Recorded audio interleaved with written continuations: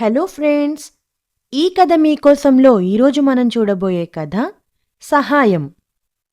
అందరికీ నమస్కారం. మన చిన్ననాటి చందమామ కథలు, పంచతంత్ర కథలు, పేదరాశి పెద్దమ్మ కథలు, మంచి నీతిని నేర్పే మోరల్ స్టోరీస్, ఇంకా మనసుకు నచ్చే ఎమోషనల్ స్టోరీస్, ఇలా అన్ని రకాల కథలను ఈ కథ మీకోసం మీ ముందుకు తెస్తోంది. ఈ కథలను మీరు తప్పకుండా వినాలంటే మా ఛానల్ని సబ్స్క్రైబ్ చేసుకోండి. మా కథలను లైక్ చేయండి, కామెంట్ చేయండి, ఇంకా మీ ఫ్రెండ్స్ అండ్ ఫ్యామిలీకి షేర్ చేయండి. మీ సపోర్ట్ మాకు తప్పకుండా కావాలి. దయచేసి మా ఛానల్ని సబ్స్క్రైబ్ చేసుకోండి. ఇక కథ మొదలెడదామా? రామాపురం అనే గ్రామంలో ఒకసారి భూకంపం వచ్చింది. ఇళ్లన్నీ నేలమట్టం కావటంతో గ్రామస్తులంతా ఆ ఊరిని ఖాళీ చేసి వెళ్ళిపోయారు. దాంతో ఆ గ్రామం ఎలుకలకు స్థిరనివాసంగా మారిపోయింది. పైగా గ్రామంలో మనుషులే లేకపోవటంతో ఎలుకల సంఖ్య రోజురోజుకీ పెరగసాగింది. ఒకసారి ఆ ఊరిని ఆనుకుని ఉన్న అడవికి నీటి కరువు వచ్చింది. వాగులు, వంకలు ఎండిపోయాయి. నీళ్లు దొరక్క జంతువులు విలవిల్లాడాయి. నీటిని వెతుక్కుంటూ ఒక ఏనుగుల గుంపు రామాపురం వైపు వచ్చింది.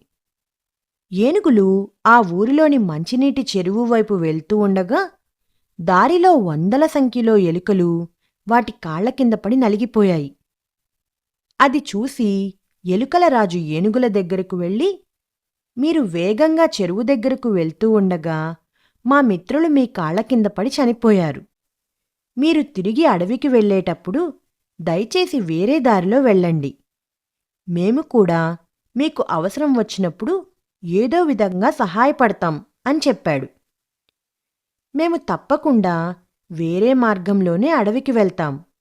అయితే మీలాంటి చిన్న జంతువుల నుంచి మాలాంటి పెద్ద జంతువులు ఎలాంటి సహాయాన్ని తీసుకోవు సరికదా, ఆశించవు కూడా" అని గర్వంగా పలికాయి ఏనుగులు. అన్నమాట ప్రకారం వేరే మార్గం మీదుగా అడవికి చేరుకున్నాయి. కొన్ని రోజుల తర్వాత అడవిలో కొన్ని ఏనుగులు ఒక వేటగాడు వేసిన వలలో చిక్కుకున్నాయి. మిగతా ఏనుగులకు వలలో ఉన్న వాటిని ఎలా రక్షించాలో తోచలేదు. ఆఖరికి ఏనుగుల నాయకుడు ఒక ఏనుగు చేత ఎలుకల రాజుకు కబురు పంపించాడు. వేలాది ఎలుకలు అడవికి వచ్చి ఏనుగులు చిక్కుకున్న వలను తమ పళ్లతో కొరికి వాటిని విడుదల చేశాయి.